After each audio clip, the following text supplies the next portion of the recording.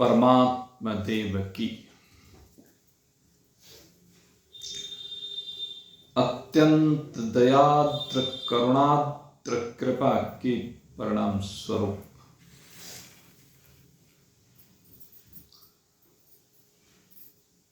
समस्त अज्ञान जनित आवरण और भ्रांति को हटाकर अपने स्वरूप में विराजमानता हेतु निरंतर प्रयासरत जिज्ञासुवृंद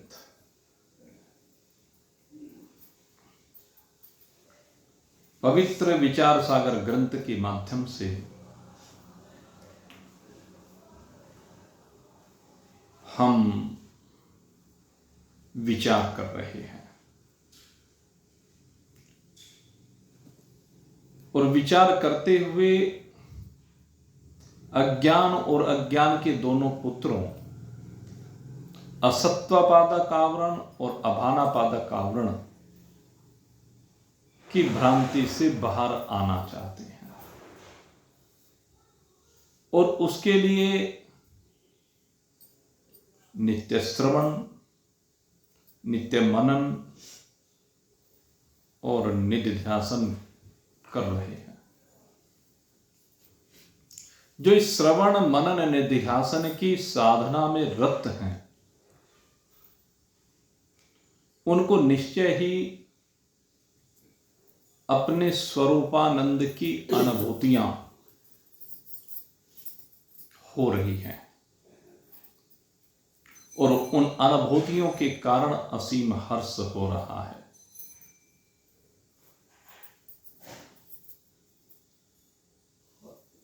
ये आभास की सप्त अवस्थाएं, आभास यानी अंतःकरण और अंतःकरण में प्रतिबिंबित चेतन, चिदाभास। चिदाभास को इस हर्ष का अनुभव हो रहा है। जब सदगुरु ने ये समझाया तो तत्व दृष्टि के मन में संशय हुआ कि ये ज्ञान जो हो रहा है, ये जो हर्ष हो रहा है, ये जो अहम ब्रह्मास्मि भाव में स्थिति है, यह आभास की कैसे हो सकती है? तो उसने गुरु से प्रश्न किया कि आभास अपने को ब्रह्म कैसे कह सकता है? कूटस्थ ब्रह्म कहे ये बात तो ठीक, लेकिन आभास कैसे ब्रह्म को कह सकता है? तो गुरुदेव ने उसके तात्पर्य को समझा और समझ करके कहा कि दो प्रकार से एकता होती है। एक तो जो तुम कूटस्थ की सीधे ब्रह्म से एकता कर रहे हो, वह एकता तो ऐसी है जैसे घटाकाश और महाकाश की एकता है। घड़े का आकाश और व्यापक आकाश दोनों में कोई भिन्नता नहीं। शरीर के अंदर की वायु और वातावरण की वायु, उसमें कोई अंतर नहीं है। शरीर का ताप और वायुमंडल का ताप, वातावरण का ताप, उसमें कोई अंतर नहीं है। तो वो एकता तो एक सी है, उसमें कोई संशय नहीं। कहते हैं जहां इस प्रकार की एकता होती है, एक तरह से अंश और अंशी भाव को लेकर के, यद्यपि परमात्मा में अंश और अंशी भाव नहीं है, लेकिन केवल जिज्ञासु को समझाने के लिए जिज्ञासु को समझाने के लिए परमात्मा को साक्षी रूप से कहा हो, दृष्टा रूप से कहा हो या कूटस्थ रूप से कहा हो, यह केवल समझाने के लिए है कि परमात्मा के एक अंश को हमने साक्षी, दृष्टा, कूटस्थ कह दिया, अन्यथा वास्तव में वो तो वही है। तो इसको कहते हैं समानाधिकरण, कि जहां समानता है। दूसरी बात कही कि भाई अब आभास वाली बात, जीव में तीन चीजें हुई, अंतःकरण, आभास और कूटस्थ। कूटस्थ और ब्रह्म की सीधी एकता हो गई, समान अधिकरण। अब बचा चिदाभास और अंतःकरण। तो ये जो चिदाभास और अंतःकरण है, इसको जो ये ज्ञान होता है कि मैं ब्रह्म हूं, ज्ञान तो इसको हो रहा है मैं ब्रह्म हूं। तो कहते हैं ये ज्ञान किस प्रकार का ज्ञान है, कैसा ज्ञान है, जरा इसको समझना चाहता हूं। कहते हैं भाई ये ज्ञान बाद समानाधिकरण है। कहते हैं बाद करने के बाद समानता। बात करने के बाद मतलब ये बात करने के बाद कैसी समानता। तो उदाहरण दिया कि जैसे दर्पण आपके सामने रखा हुआ है और दर्पण में आप अपना प्रतिबिंब देखते हैं। दर्पण में दिखने वाला जो प्रतिबिंब है, आपका मुख है, वो आप नहीं हैं। लेकिन क्या आप ये कह सकते हैं आप नहीं हैं? या आप कह सकते हैं क्या वो आपसे भिन्न है क्या? कहते प्रतिबिंब का बाध किया गया है, लेकिन बात करने के बाद है तो एक है, बिंब और प्रतिबिंब दोनों एक ही हैं। दर्पण के कारण से भेद प्रतीत हुआ, दर्पण के कारण से एक का दो दिखने लगा, 100 दिखने लगा। एक ही परमात्मा हजारों लाखों करोड़ों अंतःकरणों में विराजमान होकर के कूटस्थ रूप से, आभास रूप से अनेक दिखने लगा। सब जीवों में कूटस्थ भिन्न भिन्न दिखाई देता है कि फलाने का आत्मा अलग, फलाने का अलग, फलाने का अलग, फलाने का अलग, जबकि होता नहीं। आत्मा का और परमात्मा का कोई भेद कभी होता नहीं है। जैसे एक उदाहरण मैं दिया करता हूं, 100 बीघे का खेत है, किसी प्रॉपर्टी डीलर ने उस 100 बीघे के खेत को खरीद लिया और खरीद करके उसने उसमें प्लाटिंग कर दी और प्लाटिंग करने के बाद उनको बेच डाला। कोई मैंने लिया, कोई तूने लिया, कोई उसने लिया। ये तो तीन चीजें हैं, मैं, तू और वह। ले लिए लोगों ने और लेकर के वहां पर मकान बना दिए। अब जो मकान बने, कोठियां बनी, फ्लैट बने, सबने उनको अपने अपने नाम से पुरुषोत्तम निवास, गोपाल निवास, गोविंद निवास, भिन्न भिन्न प्रकार से, फलाना कुंज, फलाना कुटीर, फलानी कुटी इत्यादि विला नाम रख दिए। इसका मालिक मैं, इसका मालिक मैं, इसका मालिक मैं। कितने मालिक हो गए? असंख्य हो गए। या चलो 100 मान लो, आप 200 मान लो, 500 मान लो। छोटे छोटे टुकड़े को लेकर के सबने अपना अपना मालिक का भाव बना लिया। अब जब तक वो एक किसान की भूमि थी तो एक थी, वो एक किसान का खेत था, और अब सैकड़ों का हो गया। क्या खेत में जो जमीन थी वो जमीन बदली क्या? वो जमीन कहीं गई क्या? जमीन वही की वही है, लेकिन उस पर बसने वाले लोग भिन्न हो गए, अनेक हो गए, तो अनेक नामों से पुकारी जाने लगी। ऐसी एक ही परमात्मा अनेकों अंतःकरणों में, अनेकों अंतःकरणों को आश्रय देने के कारण से, ध्यान करना इस शब्द के ऊपर, एक ही परमात्मा अनेकों अंतःकरणों को आश्रय देने के कारण से, समझो बात को, अनेकों अंतःकरणों को आश्रय देने के कारण से, जिस जिसको अंतःकरण को जहां जहां आश्रय दिया गया वहीं वहीं पर अलग आत्मा कह करके पुकार दिया गया, या जीवात्मा कह करके पुकार दिया गया। परमात्मा एक है, लेकिन सबके अंदर अलग अलग अंतःकरणों में बैठा हुआ परमात्मा सब कहते हैं कि भिन्न है। लेकिन जब ज्ञानमयी दृष्टि हो जाती है तो ज्ञानमयी दृष्टि में जिसको ज्ञान हो जाता है वो कहता है कि नहीं, सब में मैं एक ही आत्मा हूं। कौन कह रहा है ये वो आभास ही कह रहा है। अंतःकरण में जो आभास हो रहा है, प्रतिबिंब पड़ रहा है, वो कह रहा है कि मैं ही हूं। और वो जो कहने वाला है वो कैसे कहता है? कहते हैं विरोधी भाग का परित्याग करके कहता है, अंतःकरण भाग का परित्याग करके कहता है। जब विरोधी भाग का परित्याग करके कहा जाता है तो तब एकता होती है। इसी को कहते हैं बाध समानाधिकरण। विरोधी भाग हटा दिया, जिसके कारण से नाम रख लिया गया, जाति रख ली गई, वर्ण रख दिया गया, आश्रम रख दिया गया, सबका अलग अलग, तो उस भाग को हटा दिया गया। ये बीमारी बड़ी जबरदस्त है, जाति की बीमारी, वर्णों की बीमारी, ब्राह्मण, क्षत्रिय, वैश्य, शूद्र। पहले तो 4 ये वर्ण हुए।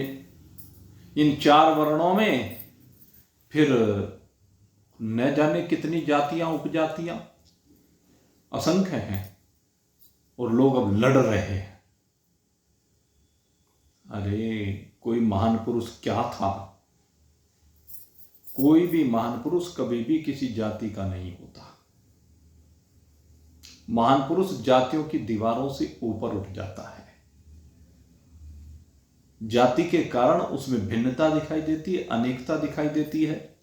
और जब जाति की सीमा को बाहर छोड़ करके वो अपने अंदर आता है तो वहां पर न जाति रहती, न वर्ण रहता, न आश्रम रहता, सब निपट जाता है। उल्टा नाम जपत जग जाना, वाल्मीकि भय ब्रह्म समाना। पहले क्या करता था वो? जो भी मिल जाए कहते हैं मारो मारो मारो, ये मरा वो मरा, ये मरा वो मरा, उसकी जिंदगी में ये था। लेकिन नारद मुनि जैसे सदगुरु के उपदेश से उन्होंने कहा तू ये बार बार मरा मरा करता है, इसे उलट दे, अपने इस नाम को उलट दे। मरा मरा के बजाय राम राम कहने लगे, तो उल्टा नाम ये था। बहुत से लोग तो कहते हैं कि उसने राम राम के मरा मरा जप लिया। नहीं, ये गलत बात है। अगर आप चिंतन करें, उसने राम राम जपा तभी वो रामायण का लेखक बना। अगर राम राम जप करके राम में न रमा होता तो वाल्मीकि जी रामायण के रचयिता ना होते, आदि कवि ना होते, और ब्रह्म जैसे ना होते। वाल्मीकि भय ब्रह्म समान, ब्रह्म के समान तो कोई दूसरा होता ही नहीं, ब्रह्म ही होता है। इसका मतलब वाल्मीकि जी ब्रह्म हो गए, अर्थात उनके अपने स्वरूप का ये बोध हो गया कि मैं ब्रह्म हूं, सब में रमने वाला राम और मैं कोई भिन्न नहीं हूं, दोनों एक हैं। ये वाल्मीकि जी को बोध हो गया। ऐसे महान पुरुष कभी कभी अवतरित होते हैं। अब उनको अलग अलग जातियों ने अपना अपना कहना शुरू कर दिया। अरे नहीं, ऐसा मत करो। अगर यदि हम देखें तो कोई कहता है वो ब्राह्मण थे, कोई कहते हैं जी वाल्मीकि जी के नाम से वाल्मीकि जाति चली है, कोई कुछ कहता है, कोई कुछ कहता है, प्रचेता के पुत्र थे वो। तो ये अलग अलग कल्प में अलग अलग भाव शायद रहा हो, मुझे जानकारी नहीं शायद। लेकिन मैं तो एक बात जानता हूं, वो तो भाई ब्रह्म थे क्या है, ब्रह्म थे शब्द भी नहीं होता। वो पहले भी विराजमान, आज भी विराजमान और आगे भी विराजमान। वाल्मीकि जी अमर है, उन्हें किसी जात से जोड़ा नहीं जा सकता। अरे उनके साथ तो दिल के तार जोड़ने की जरूरत है, और दिल के तार अगर यदि ब्रह्म ज्ञानी से जोड़ोगे तो ब्रह्म ही हो जाओगे। तो ये भाव होना चाहिए, ऐसे तार जुड़ने चाहिए। ये भेद हटना है। जब आप भेद को हटा करके लक्ष्यार्थ की ओर देखेंगे, आभास जब अपने लक्ष्यार्थ ब्रह्म को कहता है कि मैं ब्रह्म हूं, तो इसको कहते हैं बाध समानाधिकरण। यह बाध समानाधिकरण। तो इस प्रकार से कहा कि ये बाध समानाधिकरण है। आभास को अहम ब्रह्मास्मि का ज्ञान होता है और कूटस्थ को भी अहम ब्रह्मास्मि का ज्ञान है ही, उसको तो सदा ही, भले ही किसी ने उसके ऊपर आवरण डाल दिया हो। तो अब शिष्य ने प्रश्न किया कि जो कूटस्थ को अहम ब्रह्मास्मि का ज्ञान होता है और आभास को अहम ब्रह्मास्मि का ज्ञान होता है, ये दोनों अलग अलग समय होते हैं या एक समय पर होते हैं, एक साथ होते हैं क्या? अब विषय आता है, ये ज्ञान अगर देखा जाए तो कम हो रहा। तो अब इस बात को एक उदाहरण के साथ यहां पर स्वामी निश्चल दास जी ने समझाया। कहते हैं भाई ज्ञान कैसे होता है किसी भी चीज का? सामने कोई भी वस्तु रखी है, उसका ज्ञान कैसे होता है? लौकिक दृष्टांत दे रहे हैं। तो कहते हैं उसके लिए सबसे पहले क्या होता है कि अंतःकरण जो हमारा होता है, किसी भी वस्तु का ज्ञान करने के लिए अंतःकरण से सबसे पहले एक वृत्ति निकलती है, और वो वृत्ति निकल करके उस पदार्थ तक जाती है और फिर वस्तु के रूप को धारण करती है, उसके आकार को धारण करती है, फिर लौट कर आती है और अंतःकरण को बता दिया कि फलानी वस्तु घड़ा है, या अन्य कुछ भी कह दो, फलानी वस्तु चश्मा है, छतरी है, मेज है, कुर्सी है, आदमी है, पशु है, पक्षी है, कीट है, पतंग है। क्योंकि वृत्ति जहां भी जाए वो उसी वस्तु के आकार को ग्रहण करती है। ये वृत्ति की विशेषता है कि जहां जाती है उसी वस्तु के आकार को ग्रहण कर लेती है। और जीव, आपको बताऊं, जीव की भी विशेषता यही है। जीव जब इस मनुष्य शरीर में होता है तो मनुष्य शरीर को धारण कर लेता है, मनुष्य का आकार ग्रहण कर लेता है। इससे निकल करके पशु के शरीर में जाए तो पशु का आकार ग्रहण कर लेता है, हाथी के शरीर में जाए हाथी का आकार ग्रहण कर लेता है, देवता के शरीर में जाए देवता का आकार ग्रहण कर लेता है। जिस भी शरीर में जाए उसी शरीर के आकार को ग्रहण कर लेता है, वैसा ही हो जाता है।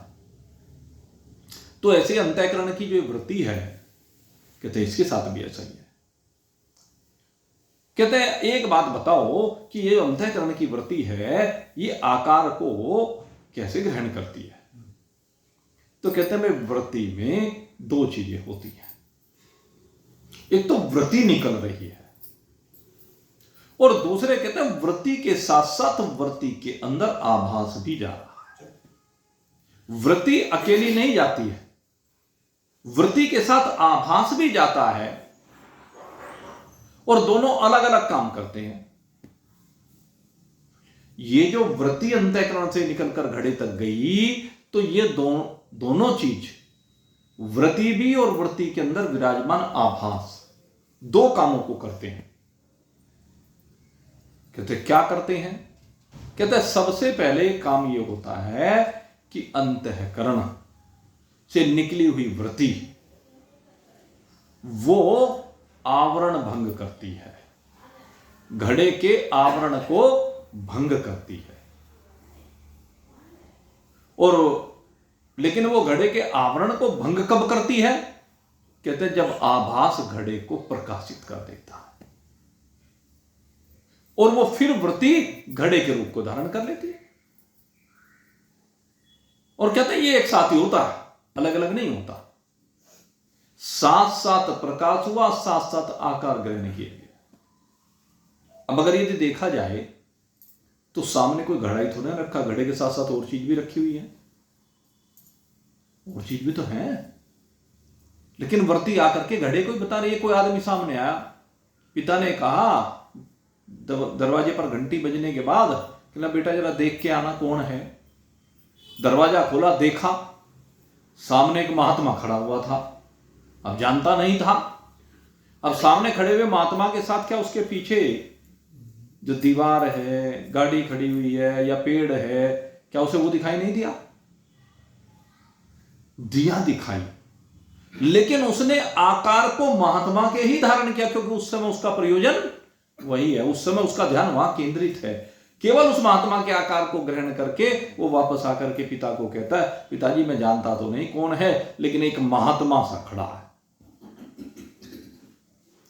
पीछे के पेड़ को नहीं बताया, पीछे की दीवार को नहीं बताया, पीछे की गाड़ी को नहीं बताया, केवल महात्मा को बताया। ऐसे ही ये जो वृत्ति है, इसने अंतःकरण को आकर के बताया कि सामने घड़ा है, और इस घड़े को आभास ने प्रकाशित कर दिया, चिदाभास ने प्रकाशित कर दिया। तो इस तरीके से कहते हैं कि भाई ये जो ज्ञान है, आभास को जो ज्ञान हुआ है, मैं ब्रह्म हूं, कहते हैं ये एक साथ ही होता है, कूटस्थ को भी और आभास को भी, कि अहम ब्रह्मास्मि। जैसे ही अज्ञान की भ्रांति, अज्ञान का आवरण भंग हुआ, किसके द्वारा? ज्ञान के द्वारा, ब्रह्म ज्ञान के द्वारा। ब्रह्म ज्ञान के द्वारा प्रकाशित वृत्ति, ब्रह्म ज्ञान के द्वारा प्रकाशित वृत्ति ने तुरंत अहम ब्रह्मास्मि स्वरूप को धारण कर लिया। जैसे ही ज्ञान का प्रकाश हुआ, ज्ञान ने प्रकाशित किया ब्रह्म को, तो तुरंत आभास ने एकदम कैच कर लिया कि मैं ब्रह्म हूं, ज्ञान हो गया। और वहीं पर जैसे ही ज्ञान हुआ, ज्ञान होते ही आभास अपनी मैं को भूल गया। आभास फिर आभास नहीं रहा। आभास में जो अहम वृत्ति हुई, मैं वृत्ति हुई, वो मैं वृत्ति अब तक चिदाभास वाली थी, अब मैं वृत्ति अहम चिदाभास हो। पहले क्या था? अहम चिदाभास हो, लेकिन अब क्या है? अहम ब्रह्मास्मि। पहले अहम आभासोसी, मैं आभास हूं, लेकिन अब क्या कहा? अहम ब्रह्मास्मि, मैं ब्रह्म हूं। दोनों में अंतर आ गया। तो आभास को इस प्रकार से अपने स्वरूप का बोध होता है, गुरु ने समझा दिया। और कहते हैं भाई इसका कारण एक और भी है। कहते हैं देखो, अंतःकरण जो बना है ना, वो सतोगुण से बना है, और अंतःकरण क्योंकि सतोगुण का कार्य है, तो उससे निकलने वाली वृत्ति भी सतोगुणी ही होती है।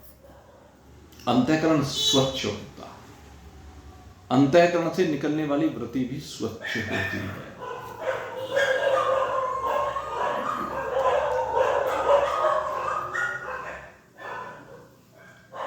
अंतःकरण भी और अंतःकरण की वृत्ति भी स्वच्छ होती है। और यही कारण है कि जो आभास, निर्मल आभास सतोगुणी अंतःकरण में होता है, वैसा ही आभास अंतःकरण से निकलने वाली स्वच्छ वृत्ति में होता है, और वो स्वच्छ वृत्ति ही उस स्वरूप को धारण करती है। स्वच्छ वृत्ति के कारण ही उसको ग्रहण किया जाता है। और जो सामने, अगर यदि हम घड़े की बात करें या अन्य पदार्थ की बात करें, जिसके रूप को वृत्ति धारण कर रही है, जिसको लेकर के कहते हैं कि इसके साथ तदाकार हो रही है, कहने लगी अगर उसे देखें वो तो जड़ है। घड़ा जो है, घड़े को देखने के लिए जो अंतःकरण की वृत्ति निकली है, वो तो जड़ है, तमोगुण का कार्य है। आपको बताया था ना, जितने भी शरीर बनते हैं कैसे बनते हैं? शरीर सबके तमोगुण से बने हैं। अंदर जो सूक्ष्म शरीर है वो तो रजोगुण और सतोगुण की संरचना है, लेकिन ये जो स्थूल शरीर बाहर दिख रहा है सारा तमोगुण से बना हुआ है भाई। तीनों चीज है ना आपको। अगर यदि पंचीकरण जब आपको बताया है तो उसमें बताया है, पंचीकरण में क्या बताया है आपको कि पांचों भूतों से क्रम से 5 ज्ञान इंद्रियां, उनके सतोगुण से, उनके रजोगुण से 5 कर्म इंद्रियां, तो सतोगुण रजोगुण, लेकिन वो सूक्ष्म है। रजोगुण से ही प्राण और सतोगुण से अंतःकरण। तो अंतःकरण और ज्ञानेन्द्रिया सतोगुण की संरचना है, प्राण और कर्मेंद्रिया रजोगुण की संरचना है। तो सतोगुण रजोगुण तो वहां आ गया, आगे बचा तमोगुण।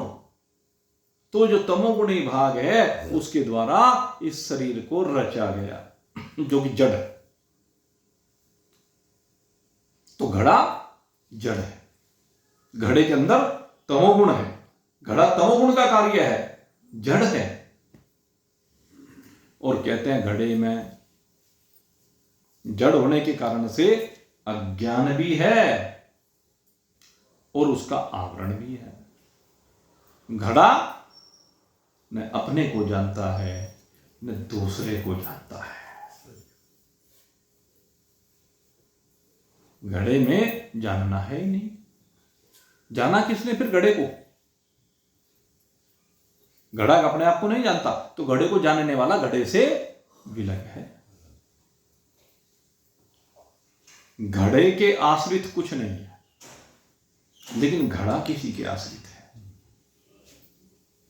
घड़ा अन्न के आश्रित है, घड़े के आश्रित कुछ नहीं है। क्योंकि घड़े के आश्रित इसलिए नहीं है, घड़ा किसी को प्रकाशित ही नहीं कर सकता, घड़ा किसी को समझा ही नहीं सकता, घड़े से प्रति निकल ही नहीं सकती। इसलिए घड़ा किसी को नहीं जानता, घड़ा किसी को इसलिए प्रकाशित नहीं करता, इसीलिए वो जड़ है, तमोगुण की संरचना है। तो कहते हैं भाई घड़े में, अब तुम कह रहे हो अज्ञान है, आवरण है, कहने लगे फिर ये बात भी गलत है। ये बात भी तो गलत हो गई ना, आपने कह दिया और हम मान लें, ये क्या बात हुई?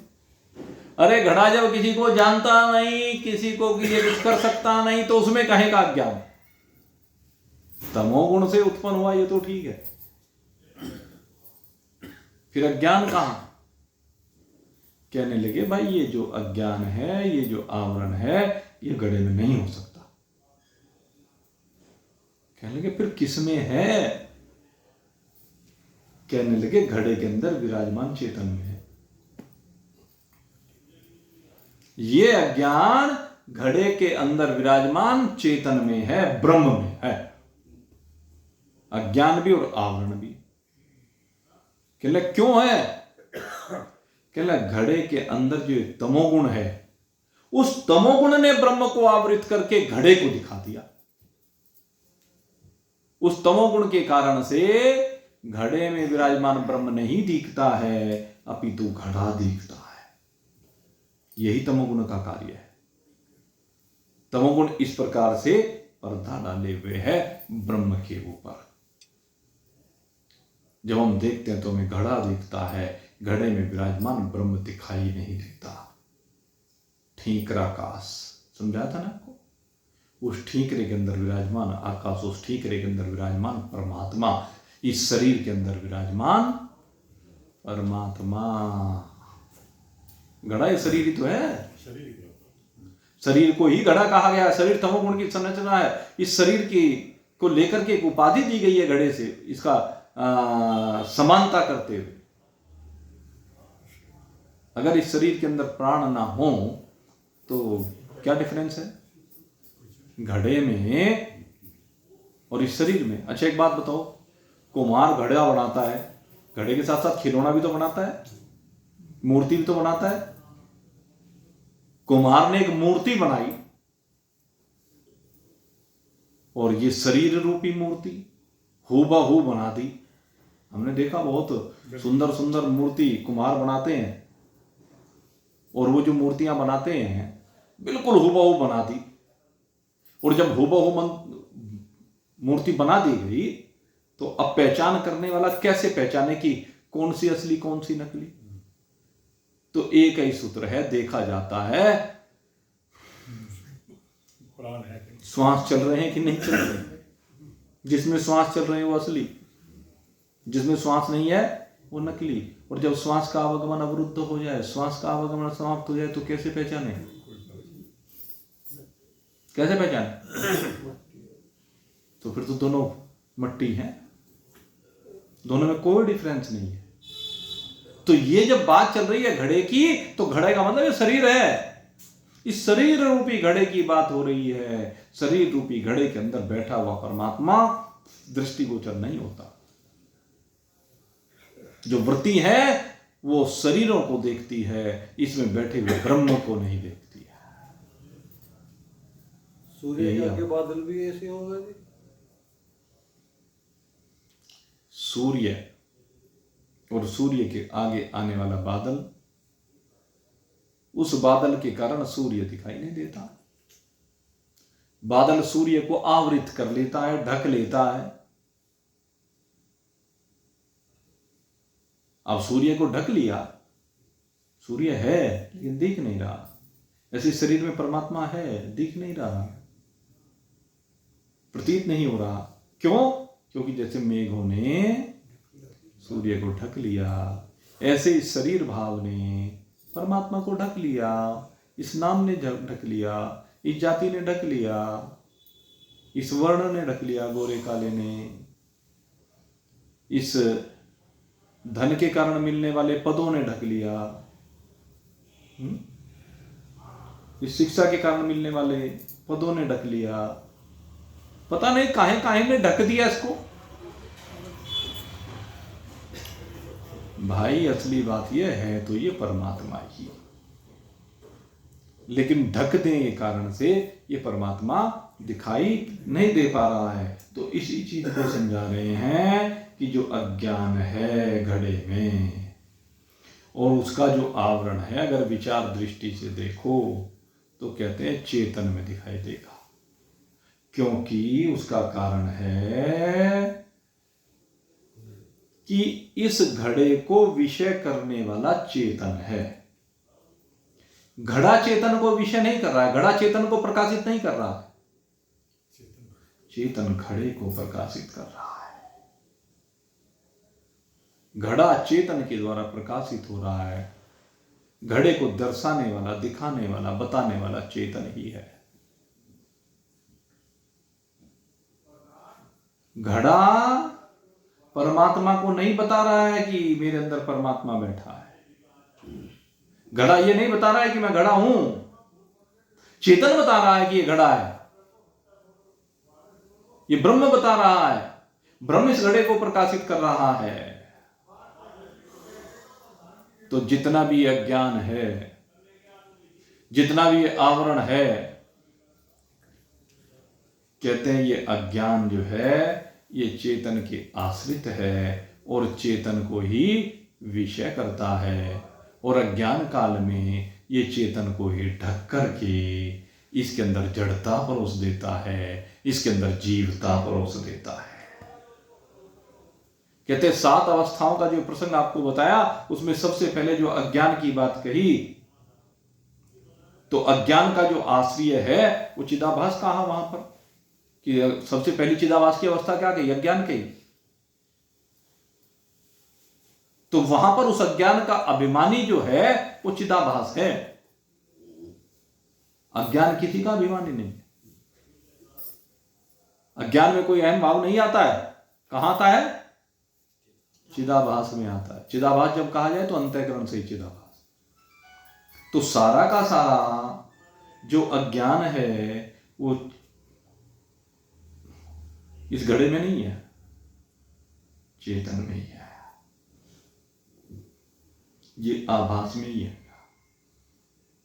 आभास को ही ये अभिमान होता है कि मैं ये हूं, वो हूं, पता नहीं क्या क्या अपने में कल्पना करता है। तो ये सारे का सारा आभास को ही ये अज्ञान होता है। इसलिए अज्ञान का आश्रय आभास है। और आभास का आश्रय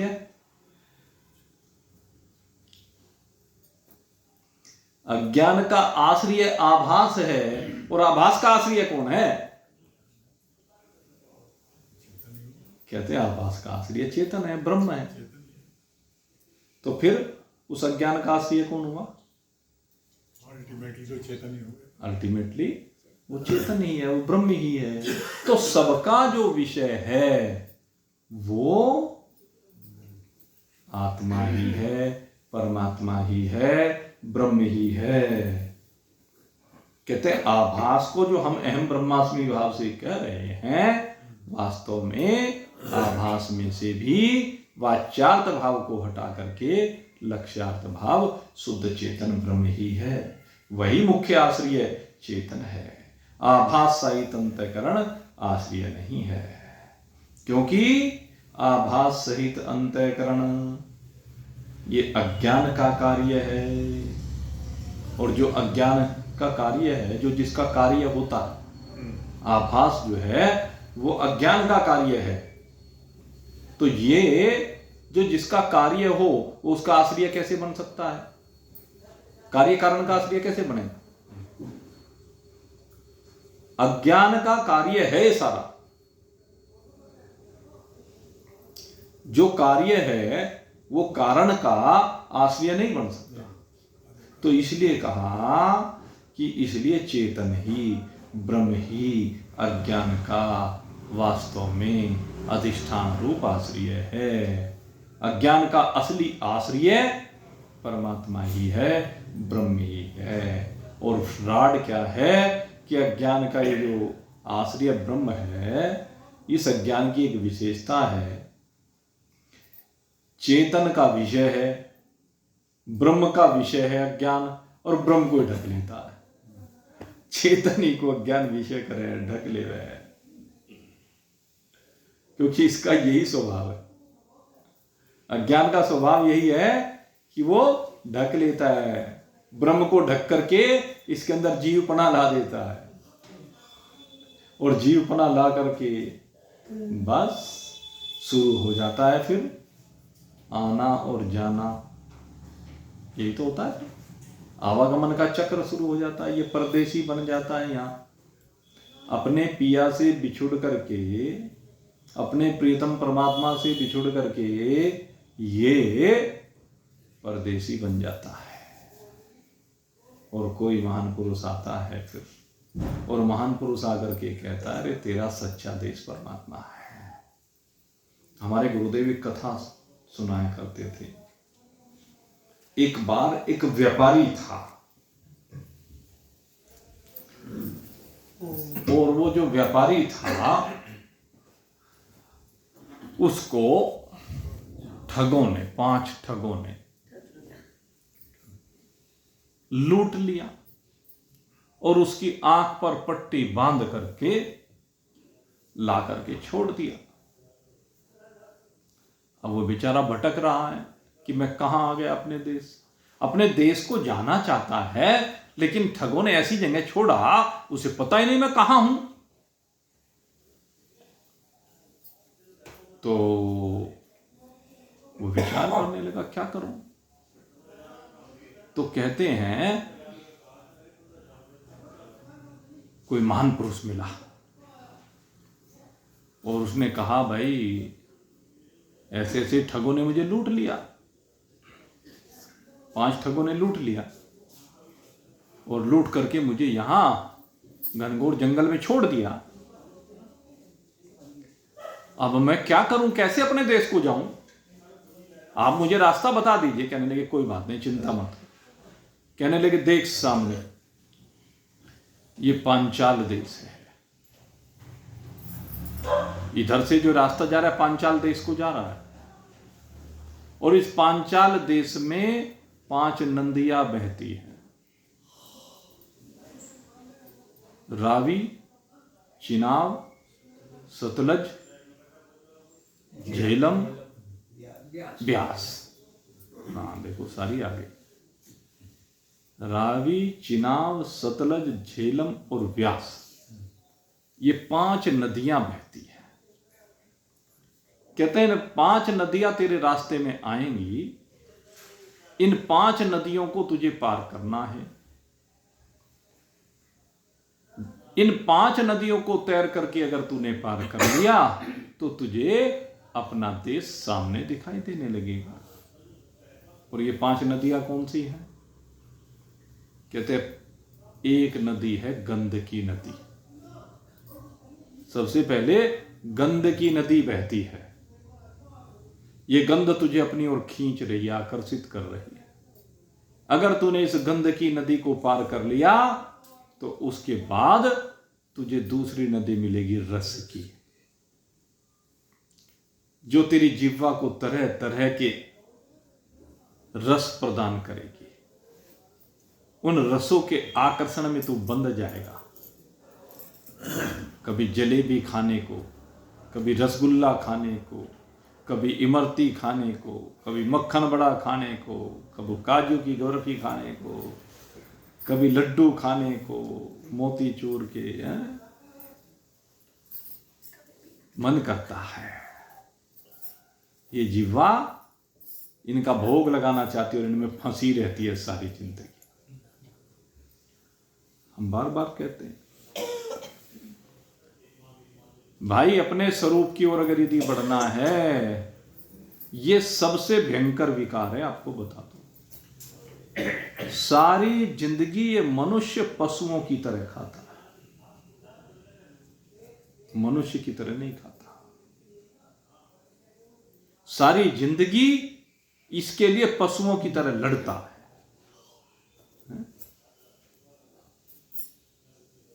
आपको बताया था ना, पशुओं की भांति लोग लड़ते यहां, पशुओं की भांति लोग मरते यहां। 2 काम है।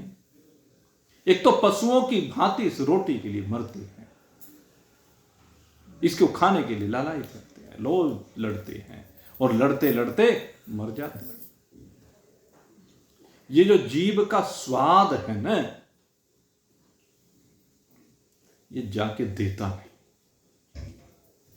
देख लो अपना अपना अवलोकन करके, कौन कौन ऐसा है जो समय पर जो मिल गया उससे काम चला दिया, जिसे कोई स्वाद वाला भोजन नहीं चाहिए,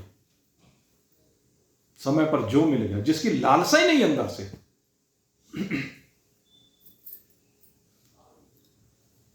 अब किसी की लालसा हो गई कि मुझे तो कढ़ी चावल खाने हैं, तो वो भी आकर्षण है। जो महात्मा है दूसरे की बात नहीं, अपनी बात करो, ये ना कहो। उनकी छोड़ो अपने। आपको बता दें वेदपाल जी, जो महात्मा जिसको उपाधि मिल गई ना, उसके अंदर ये चीजें रहती नहीं। महात्मा शब्द सबसे उत्तम शब्द है। आपने सुने होंगे, मुनि शब्द सुना होगा, साधु शब्द सुना होगा, संत शब्द सुना होगा। उनमें विकार मिल सकते हैं क्योंकि उनमें अधूरापन है। आपको बता दें, इनके अलग अलग भाव हैं, मैं इसलिए बता रहा हूं, आपको स्पष्ट कर रहा हूं। लेकिन महात्मा जो शब्द है वो निर्विकार है। अब यूं ही किसी को कह दो आप, भाई किसी को भी कह दिया वो, चलते फिरते किसी को कहना कुछ नीले कपड़े पहन आपको बताएं, साधु जो कहते हैं, साधु का मतलब है सज्जन पुरुष। जो सज्जन पुरुष होता है उसको साधु कहा जाता है। एक हमारे यहां मुनि शब्द आता है। मुनि शब्द जो है, जो मनन करने में, अच्छा बुरा देखने में, अच्छे बुरे को देख करके उसका शोधन करने में निरंतर तत्पर रहता है, गलत को त्याग करके सही को अपनाने में रत रहता है, मनन करता है कि ये संसार विनाशी है, परमात्मा अविनाशी है, तो उसको मननशील प्राणी को, अभी वो ब्रह्म से एक रूप नहीं हुआ, लेकिन वो रास्ते में है, साधक है, उसको मुनि कहते हैं। एक शब्द आता है हमारे यहां ऋषि। ऋषि भी एक वैज्ञानिक होते हैं और वो यज्ञ के ऊपर विशेष बल देते हैं। जो अग्निहोत्र यज्ञ है या अन्यान्य यज्ञ हैं, परोपकार के शुभ कार्य, वो ऋषि लोग करते हैं। आप देखते होंगे जो भी हमारे पुराण आदि मिलते हैं, उनमें जितने भी यज्ञ कराए किसी भी राजा महाराजा के यहाँ, तो सब आकर के ऋषि लोग कराया करते थे। तो उनको कहते हैं ऋषि, एक होते हैं संत। संत का मतलब है जो चलते फिरते परमात्मा की भक्ति का प्रचार करते हैं, जगह जगह जाकर के प्रचार करते हैं। ऐसे कई नाम हमारे सामने आते हैं, लेकिन जब महात्मा की हम बात करते हैं तो महात्मा कहते हैं जिसने उस महानता को प्राप्त कर लिया है, जिसने उस महानतम तत्व को प्राप्त कर लिया है, अहम ब्रह्मास्मि रूप से जो विराजमान हो गया, उसको हम महात्मा कहते हैं। एक फकीर शब्द भी है। फकीर शब्द का मतलब जिसने अपने टेस्ट, ये टेस्ट की बात चल रही है ना, इस पर विजय प्राप्त करके समय पे मांगते हुए जहां से भिक्षा में जो मिल गया उससे संतुष्ट हो गया, वैरागी। ये फकीर वैराग्य से संयुक्त हो जाते हैं। तो इसलिए इन शब्दों के अलग अलग भाव हैं, लेकिन सबसे बड़ी बात मैं क्या कह रहा हूं, अपने को देखो। हमारा जो स्वाद है, सभी की बात हो रही है, क्या हम अपने स्वाद को जीत पाए हैं? क्या इस स्वाद के रस की बहती हुई नदी को हम पार करने की सामर्थ्य वाले हो पाए हैं? अगर गंध को जीत लिया तो एक नदी व्यास पार कर ली, अगर रस को जीत लिया तो झेलम को पार कर ली। ये रस वाली नदी के ऊपर मैं ज्यादा बल इसलिए दे रहा हूं कि सबसे ज्यादा दिक्कत प्रद यही है। और तीसरी नदी है रूप की नदी, जो आपको आकर्षित करती है, सतलज नदी। पंजाब की मुख्य नदी है सतलज। इसे क्या कहें आप, रूपवान नदी। बड़ा सुंदर स्वरूप है इसका, बड़ी आकर्षक है। भगवान ने जो ये मूर्तियां बनाई हैं, इनके प्रति हमारा आकर्षण है, इनको देख करके जी ललचाता है। तो रूप का भोग, ये तीसरी नदी है। फिर कहते हैं स्पर्श का भोग, और फिर शब्द का भोग। ये पांचों भोगों के ऊपर चिंतन करो। अब आपको इनमें से कौन सा भोग प्रभावित कर रहा है? जौन सा प्रभावित नहीं कर रहा, समझ लो वो नदी पार कर ली। और जिसने इन पांचों नदियों को पार कर लिया, उस व्यापारी ने एक एक करके पांचों नदियों को पार कर लिया। गंध को जीता, रस को जीता, रूप को जीता, स्पर्श को जीता, शब्द को जीता। और इन सब को जीतने के बाद उसे अपने देश की रोशनी नजर आने लगी, लाइट। और उसको देख करके वो, अरे ये तो हमारा नगर है, हमारा शहर है। कहने का भाव क्या है, जिसने पांचों नदियों को पार कर लिया, उसे अपने स्वरूप आत्मा की ज्योतिर्मय जो अवस्था है वो प्रतीत होने लगी। और वो फिर तो पूरे उत्साह के साथ वहां बढ़ा और उसके साथ एक रूप हो गया, अपने घर पर पहुंच गया। परदेसी अपने घर पहुंच गया, अपने देश में पहुंच गया। जीवन का उद्देश्य यही है, मनुष्य शरीर का उद्देश्य यही है। लेकिन चिंतन करो, इन पांच विकारों की, पांच विषयों की बहती हुई नदियां अब तक कितनी पार कर पाए। हो सकता है किसी ने इतनी सी पार की हो, किसी ने इतनी की हो, किसी ने इतनी की हो, और कोई ऐसे भी हैं जिन्होंने पूरी पार कर ली। तो काम कब बनेगा, जब पूरी नदियों को पार कर लेंगे। और उसके लिए मैंने कहा, अपने कपड़ों के ऊपर ध्यान दो, अपने भोजन के ऊपर ध्यान दो, अपने श्रवण के ऊपर ध्यान दो, अपने स्पर्श के ऊपर ध्यान दो। सब चीजों पर आपको ध्यान देना पड़ेगा। और ध्यान दे करके इन सब चीजों की सीमाओं से बाहर निकलो। समय पर जैसा मिल गया उसको शरीर का ईंधन समझ करके उपयोग कर लिया। और अगर यदि ऐसा नहीं कर पाए तो भाई कोई बात नहीं, पुनरपि जन्मम पुनरपि मरणम। सीधी सी बात है। कोई रास्ता ऐसा भी तो किनारे किनारे चले जाओगे। तो रोज किनारा ही तो बता रहे हैं आपको। अपने जरा बढ़ो तो सही, किनारा सहज में ही मिल जाएगा, निश्चित मिल जाएगा। तो किनारे को अगर पाना चाहते हैं तो बढ़ो, इन नदियों की सीमा से अलग हो और बीच में नदी के ऊपर पुल बना लीजिए। और ये पुल सदगुरु बनाता है, और सदगुरु जो पुल बना रहा है उसके द्वारा नदियों को पार कर लीजिए। लेकिन उसके लिए भी बड़े धैर्य की जरूरत है, बड़े संयम की जरूरत है और बड़े साहस की भी जरूरत है। बिना साहस की बात नहीं बनती। तो साहस के साथ आगे बढ़ते चलो। आप बढ़ ही रहे हैं। आप सभी के लिए हमारी बहुत बहुत शुभकामना है कि आप शीघ्रातिशीघ्र इन नदियों को पार करके अपने स्वरूप में विराजमान हों। आप सभी के लिए बहुत बहुत शुभकामना करते हुए अब यहीं पर आज विश्राम। बोलिए सच्चिदानंद भगवान।